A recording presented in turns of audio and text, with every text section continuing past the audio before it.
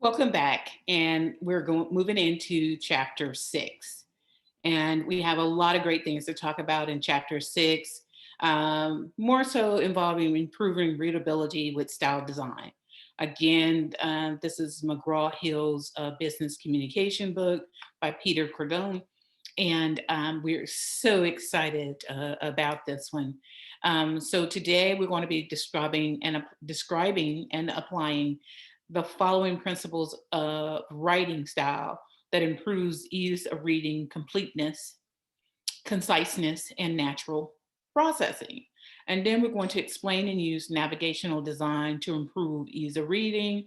And we're also going to describe and apply the components of the reviewing stage, including a fair test, proofreading, and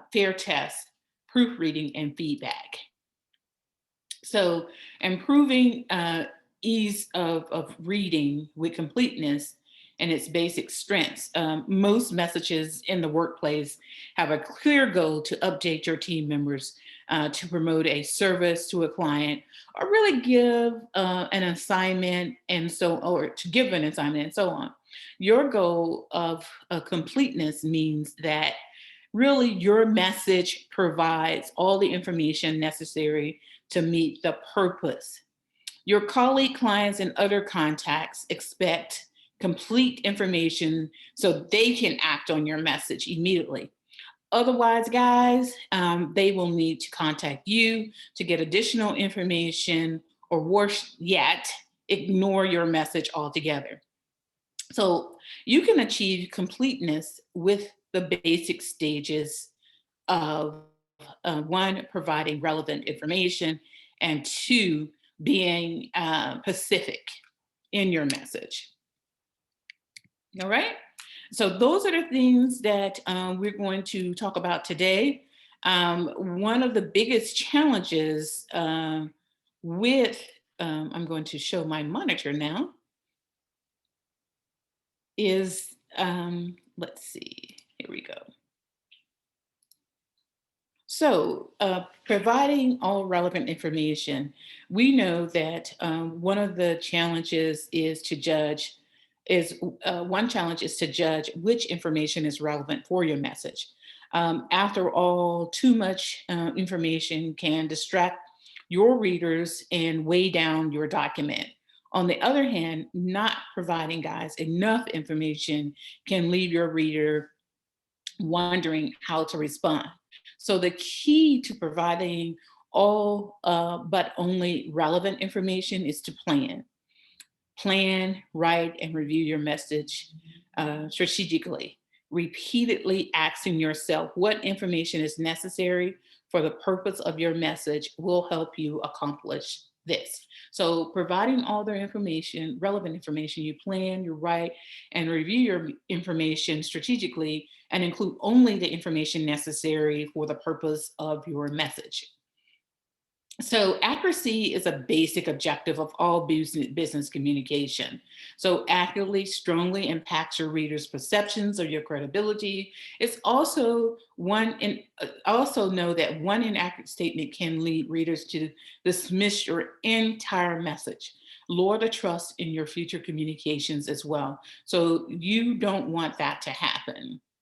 And being able to being accurate also leads to less or better or revising that contains correct figures, or a typo like implies an income level of something else. So you want to be careful. See, in this particular scenario in 6.1, we have 300,000 when she really wanted to you communicate 30,000.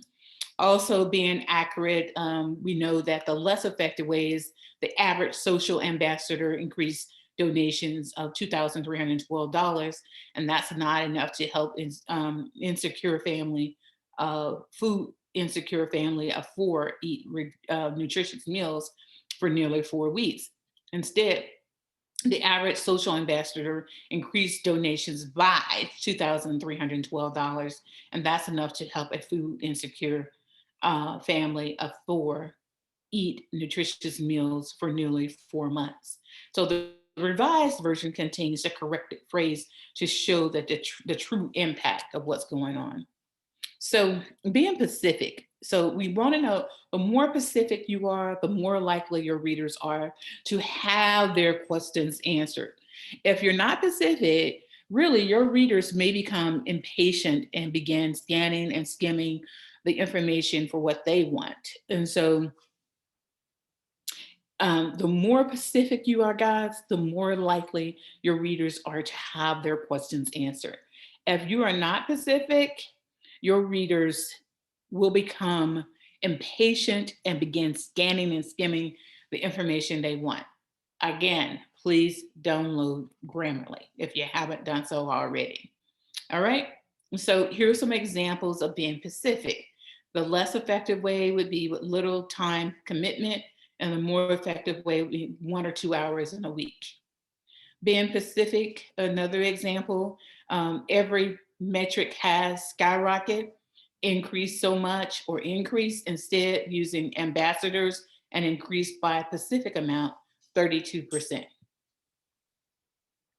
So improving ease of reading with conciseness, omitting needless words so that the readers can rapidly process your ideas. Say as much as you can in a few words as possible. So strategies include controlling paragraph length, using shorter sentences, avoiding redundancies, avoiding empty phrases, avoiding wordy phrases.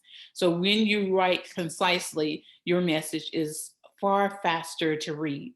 And conciseness does not imply removing relevant information.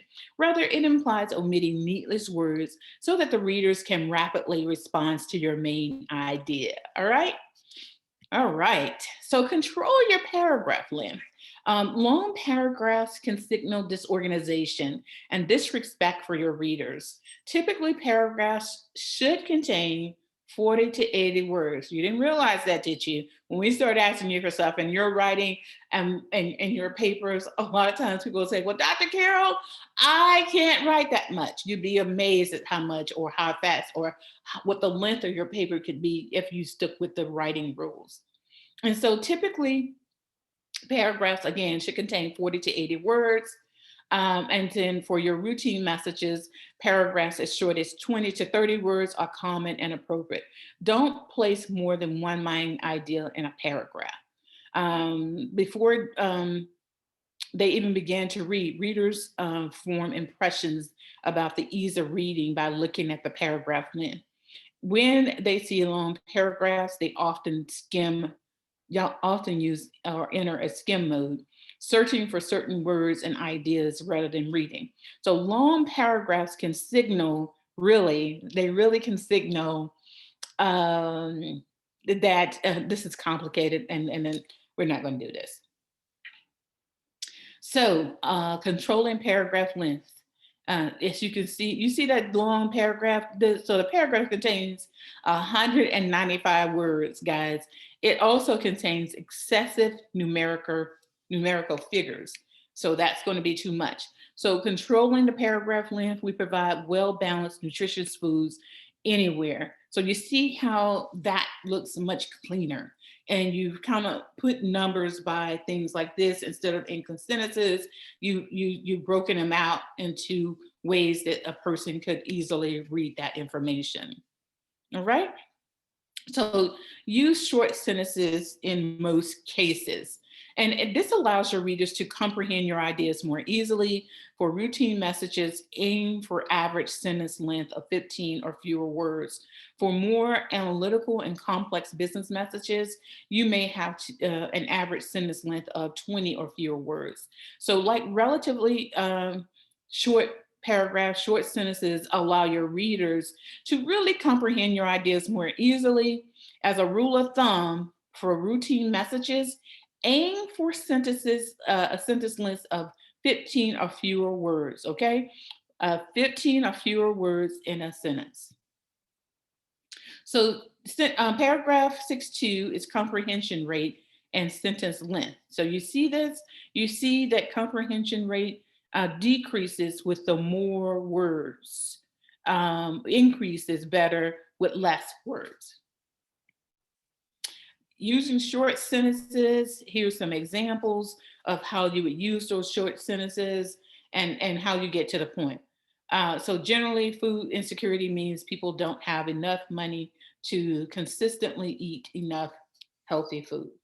Grammarly, again, go back to it. I use it constantly, and it has helped me tremendously. Using short sentences, there's another example. So avoid redundancy, reduce word count, avoid words or phrases that repeat the same meaning.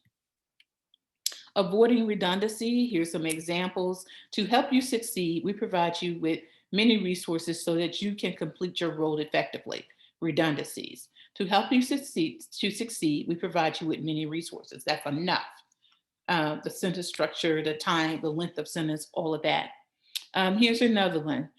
You will receive weekly tips, suggestions, and examples about how to increase your impact each and every week. Really? Each and every?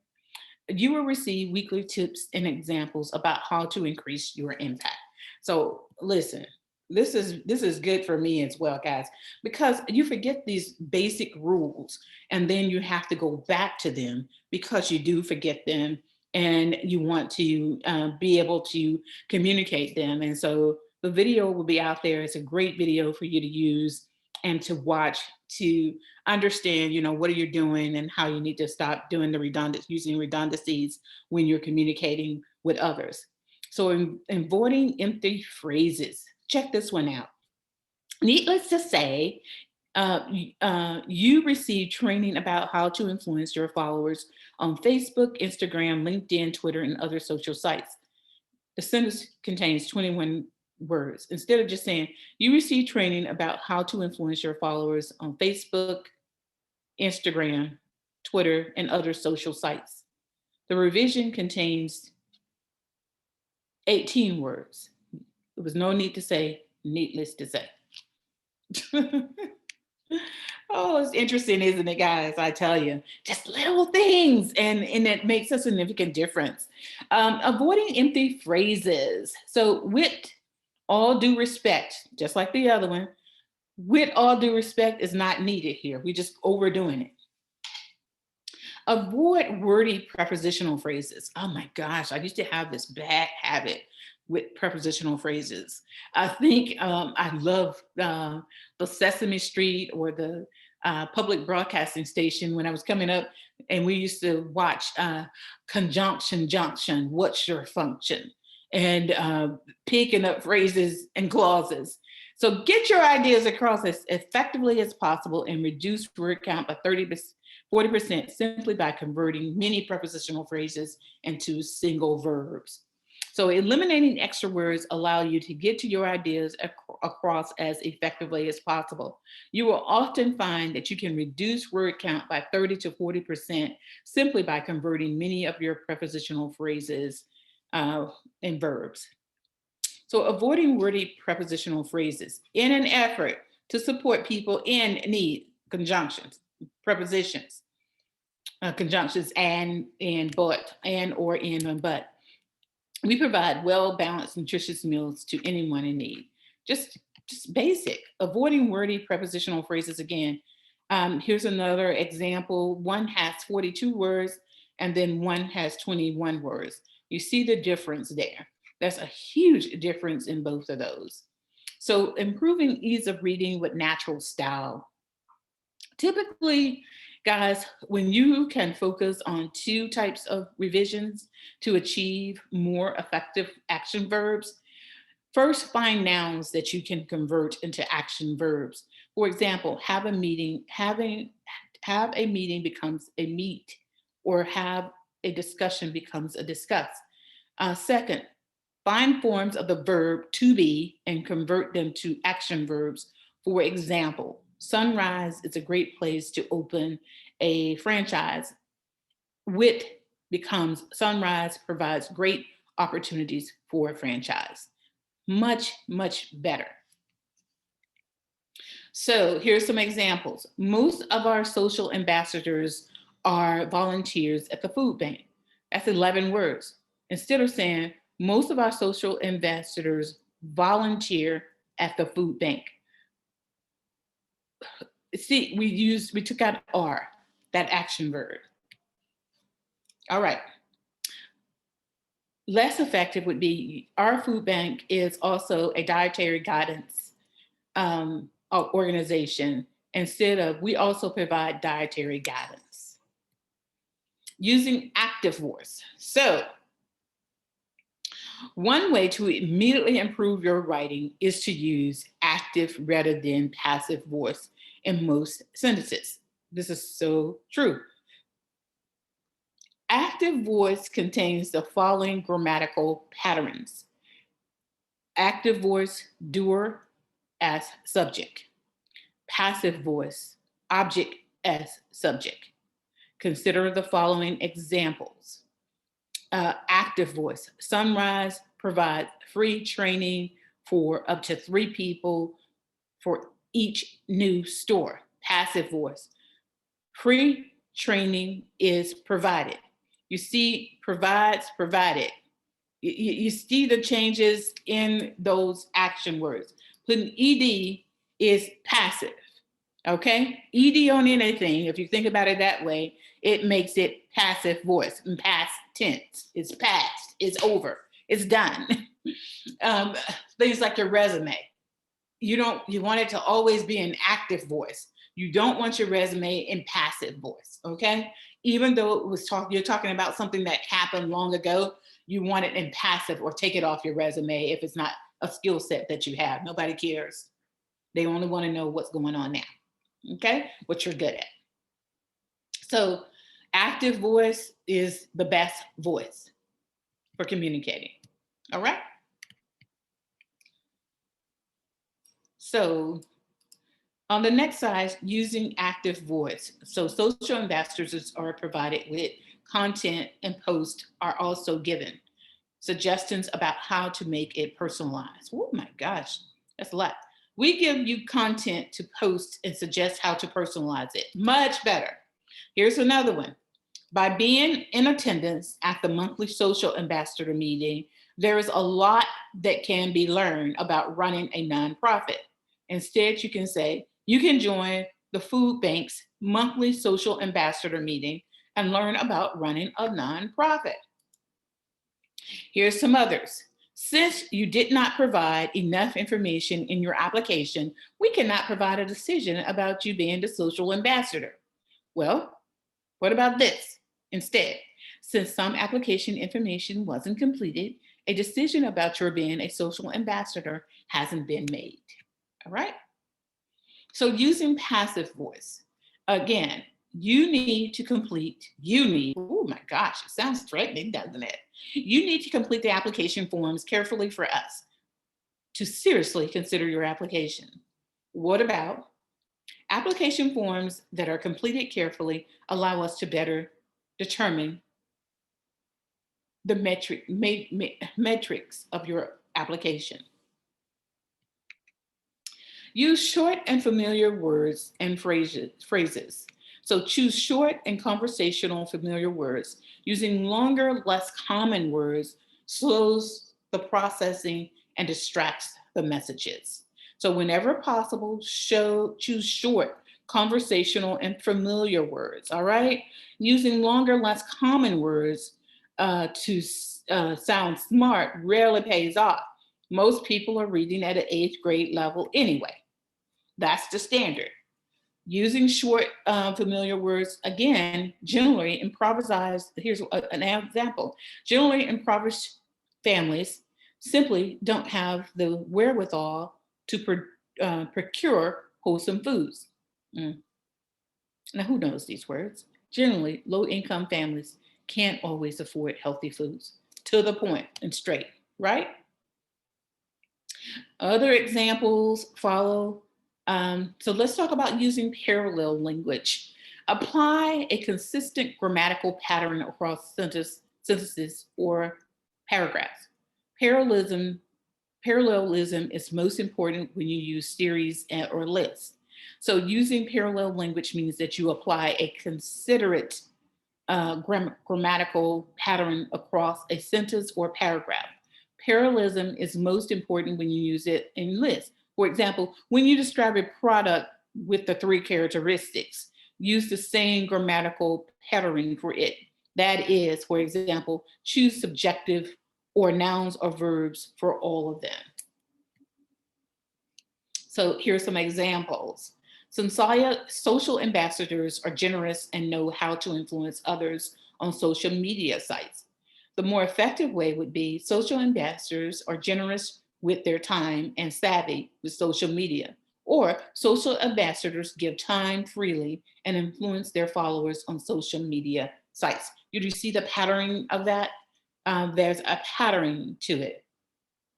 And so generous, no, they're consistent with the pattern, generous with this time and savvy with social. Here's another example. We will work directly with you to influence social media followers, select appropriate content, and personalize post.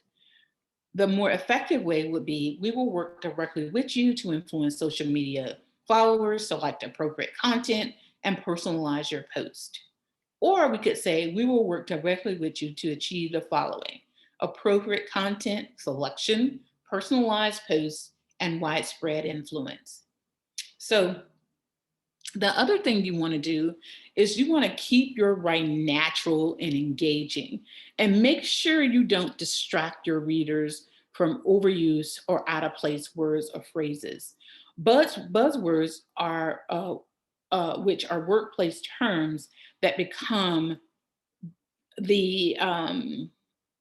become trite sometimes because of overuse. It just gets boring.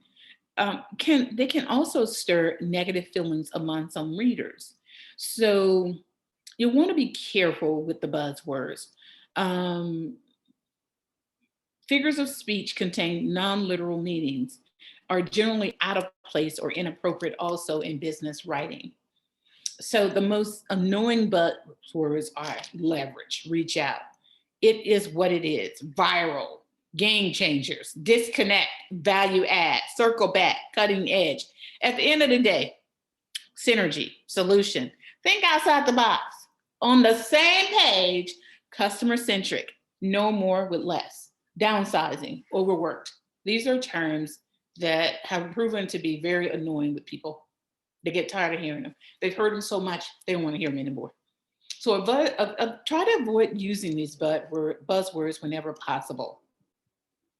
So avoid it is and there are. What it is. Readers naturally want to know precisely who or what the subject of a sentence is. Most sentences that begin with it is or there are fail to provide a specific subject and generally contain more words than necessary. So readers naturally want to know precisely who they're talking about, all right? And so when you use those words, it's not good. And you also want to avoid using this. Who is this? What is this that you're talking about? Okay. So improving ease of reading with navigational design. Your primary goal for the document design is in making your message easy to navigate. So use headings, highlighting, lists, white space, and simplicity. Your primary goal of the document design, again, is making your message easy to navigate. Easy. So using headings really help identify key ideas and navigate the document to areas of interest. Be consistent in font style and formatting. I see that some people have font style all over the place. And I'm like, what are you talking about? I can tell you mix matching. We all do. We kind of cut and splice our ideas from various things that we've been talking about or our notes and things of that nature. But we want to make sure that our font is consistent across. Things must look good. Everything must be packaged a particular way. So being consistent in font style and formatting, it will help you tremendously and help the reader really to read and understand your information. So highlighting keywords and phrases, using bold, italics, or underlining to draw and keep readers' attention are good. However, if you use too much of special formatting, your main ideas will not stand out. Only apply one type of formatting to a word or words that you want to stand out. So here's a bad example of what you don't want to do. Your whole paragraph should not be italicized. Only the word in it should be italicized, as in the case of this example. Applying formatting to keywords, again, we provide free training for all new social ambassadors. Instead, you don't need to highlight and bold your idea. You only do one or the other. We provide free training to all. Free is bold, and so the user gets that. Now, what about those bullet points? Yes, the bullet points, the dreaded bullet points. So using bullet and number lists, they are very important and they help to bring the ideas more effectively.